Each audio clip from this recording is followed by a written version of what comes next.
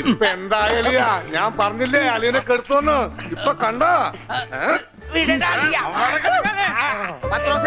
Money order പിടിച്ചേക്കുന്ന പോലെ പിടിച്ചേക്കണം. ഇത് നസ്യോണ് കേട്ടാ.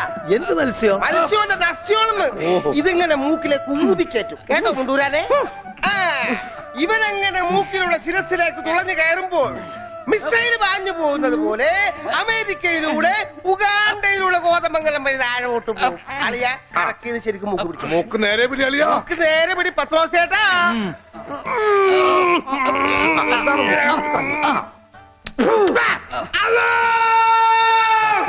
പാങ്ക് കൊടുക്കുന്നത് പിന്നെ ശിരസി കയറിയ പള്ളി പണി അടിക്കാൻ പറ്റുവാണ്. അല്ലോ ഇരിക്കൂ, സമാധാനമായിരിക്കൂ. അതൊന്നും കേട്ട് പേടിക്കണ്ട, നസ്യം ചെയ്യുന്നതാണ്. സാധാരണ ഈ ഷോക്ക് ട്രീറ്റ്മെന്റ് കൊടുക്കുന്നതിന് പകരം ആയുർവേദത്തിലുള്ള ഒരു പ്രയോഗമാണ് നസ്യം. സ്മൃതിഭ്രംശം വന്നവർക്ക് അത് കൊടുത്താൽ കഴിഞ്ഞതൊക്കെ ഓർമ്മ വരുമെന്നാണ് ആചാര്യന്മാർ പറയുന്നത്. ഓർമ്മ വന്നു, ഓർമ്മ വന്നു. എനിക്ക് എല്ലാം ഓർമ്മ വന്നു. കഴിഞ്ഞ ജന്മത്തിൽ നടന്ന എല്ലാ സംഭവങ്ങളും എനിക്ക് ഒറ്റയടിക്ക് ഓർമ്മ വന്നു. ആ നസ്യം എന്റെ നോസിലേക്കാണ് ഊതി കയറ്റിയത്. ഇപ്പൊ ഞാൻ നസ്രാണി അല്ലച്ചോ, നോസ്രാണിയാണ്. എന്റെ കർത്താവേ,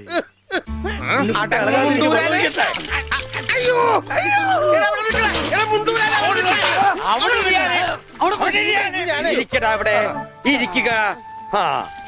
101 കുടം വെള്ളം കോരി തലയിലോട്ട് ഈ കിണറ്റിലെ മുഴുവൻ വെള്ളം എന്റെ തലയിൽ ഒഴിക്കാൻ പോവാണ്. മിണ്ടരുത്. എന്നാ പിന്നെ ഞാൻ ഈ കിണറ്റിലിറങ്ങി കിടന്നാ പോരെ? ഈ കിണറിന്റെ ആഴം എത്രയാണെന്ന് അറിയാമോ നിനക്ക്? ഇല്ല, അച്ഛൻ പോയി നോക്കിട്ട് വാ. നോക്കിട്ട് വന്നാ കുളിക്കുമോ? കുളിക്കാം. നോക്കാം. ഏകദേശം നല്ല ആഴമുണ്ട്.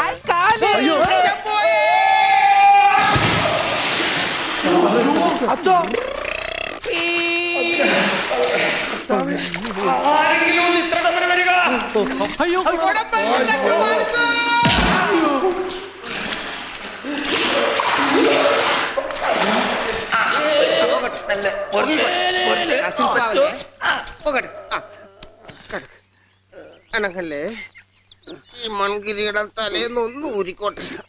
കുടത്തിന്റെ ബാക്കി അച്ഛൻ വിഴുങ്ങിയ. അച്ഛന്റെ വയറ്റിൽ ഇത്രക്ക് മത്സ്യസമ്പത്താ.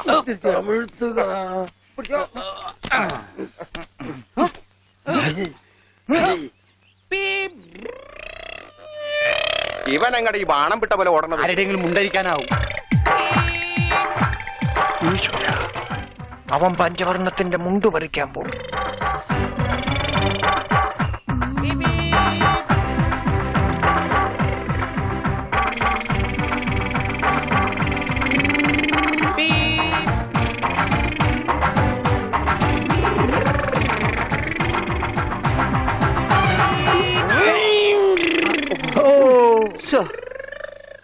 ഞാൻ വെറുതെ കൊതിപ്പിച്ച്. അല്ലേലും ഇവനൊന്നും ആവശ്യത്തിന് ഉപകരിക്കില്ല.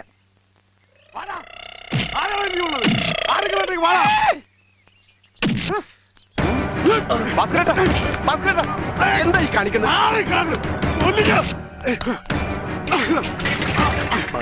നമുക്ക് കോംപ്രമൈസ്.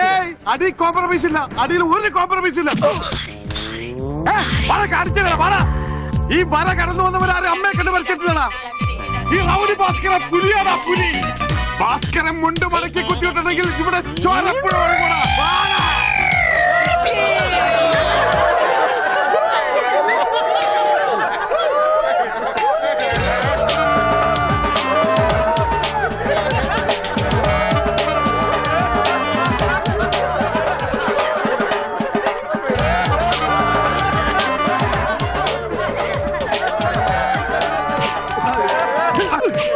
നമുക്ക് കോംപ്രമൈസ് ചെയ്യാം. അടിയിൽ കോംപ്രമൈസ് ഇല്ല ചേട്ടാ. എന്റെ അടിയിൽ കോംപ്രമൈസ് ഇല്ലെന്നാ പറഞ്ഞത്.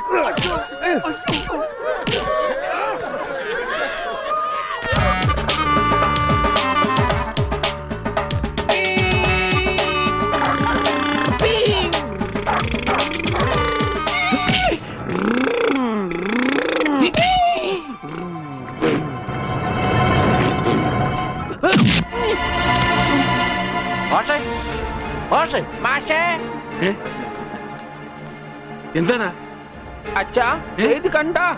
എന്താ ഗോപി? ചെക്കനെ മര്യാദക്ക് വളർത്തിയില്ലെങ്കിലോ നാട്ടുകാരെ തല്ലുകൊണ്ട് ചാവും.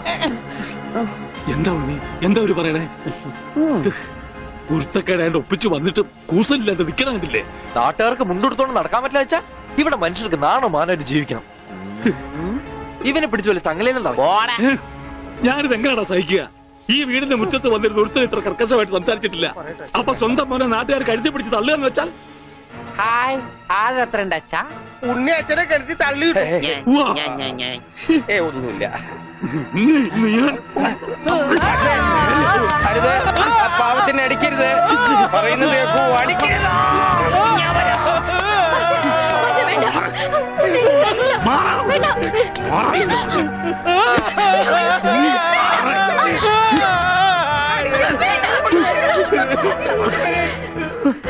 അച്ഛൻ തള്ളി.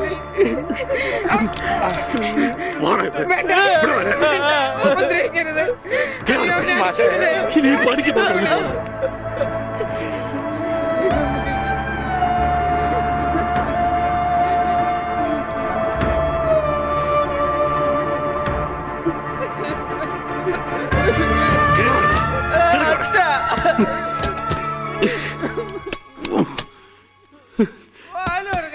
വേണ്ടായിരുന്നു, ഇവനെ കണ്ടു കിട്ടണ്ടായിരുന്നു.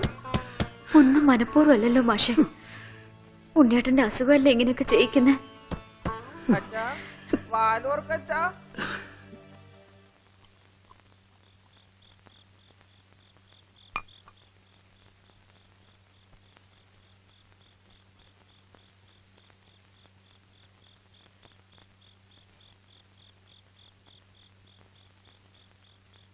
എന്തിനാ ഇങ്ങോട്ട് പോന്നേ?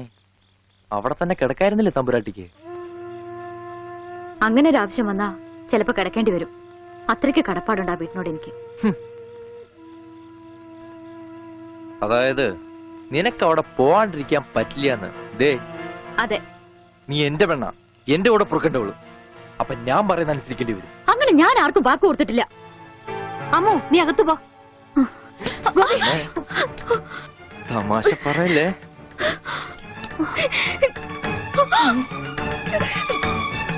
നീ എന്റെ പെണ്ണാണെന്നുള്ളത് നാട്ടുകാരെ അറിയിക്കേണ്ട കാര്യം എനിക്കില്ല. എന്നാലും നാട്ടുകാർ കാണുക എനിക്ക് താലി കെട്ടണം. അതിനെന്നെ കൊണ്ടായില്ലെങ്കിൽ ചാവണതാ ഭേദം, അല്ലെങ്കിൽ നിന്നെ കൊല്ലണം.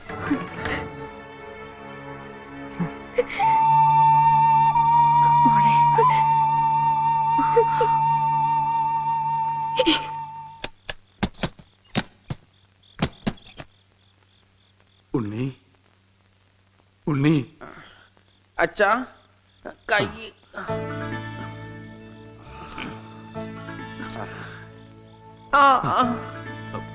അച്ഛൻ തല്ലിയത് മോന് വല്ലാതെ നൊന്തോ? അമ്മ പറഞ്ഞല്ല, അച്ഛൻ തല്ലിയത് ഞാൻ നന്നാവാൻ വേണ്ടിട്ടാണ്. ഞാൻ നന്നായി അച്ഛാ. അച്ഛൻ എന്തിനാ കരയണേ? എന്നെ ഇഷ്ടായില്ലെങ്കി എവിടെങ്കിലും കൊണ്ടേ കളഞ്ഞേക്ക്. എന്താ ഉണ്ണി ഇങ്ങനൊക്കെ പറയണേ? ഇവിടെ ആർക്കാ നിന്നെ ഇഷ്ടല്ലാത്ത? എല്ലാവർക്കും എന്നെ ഇഷ്ടാണോ? പിന്നെ അച്ഛൻ എന്നെ ഇഷ്ടാണോ? അതെ, സത്യം. സത്യം. എന്നാ എന്നെ പുറത്തു വിടുവോ? എന്തിനാ? വെറുതെ കാണിക്കാനാ? പിന്നെന്തിനാ ഇപ്പൊ പുറത്തു പോണേ? എന്റെ കഴുത്തെ പിടിച്ച് തള്ളിക്കൊണ്ടെന്നില്ലേ? ആര്? ഗോപിക്കുട്ടനോ? ആ, അവന്റെ മുണ്ട എനിക്ക് പറിക്കണം. എന്നെ അനുഗ്രഹിക്കു അച്ഛാ. എന്നെ പുറത്തു വിടൂ, പുറത്തു വിടൂ അച്ഛാ. ഗോപിക്കുട്ടരെ ശരിയാക്കണം.